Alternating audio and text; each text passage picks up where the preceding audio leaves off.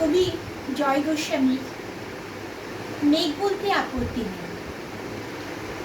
মেঘ বলতে আপত্তি কি? বেশ বলতে পারি ছাদের উপর মেঘ দাঁড়াতো পিসিমার বাড়ি। গ্রীষ্ম ছুটি চলছে তখন, তখন মানে কবে? আমার যদি 14 মেঘের 16-17 হবে।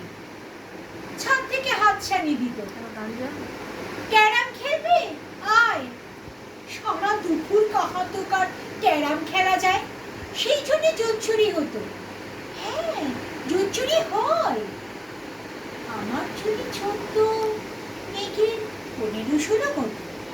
ঘুরিয়ে দিতে জানতো খেলা, শক্ত ঘুটি পেলে আঙুল দিয়ে ঠেলে দিত জায়গা মতন ঠিক। শুধু আঙুল, মনের উপর লম্বা ফ্রকের ঝুল ছপাক ফেলে গুটিয়ে দিত বোর্ডের ঠিক। ছাপিয়ে পড়ে ছিনিয়ে নিত ঘুটির বাক্সটা। ঘুটিরও সেই প্রথম মরণ। প্রথম মরণ মানে শুধু তারাই যারা ক্যারাম খেলা জানে। চলেও গেল কদিন পরে।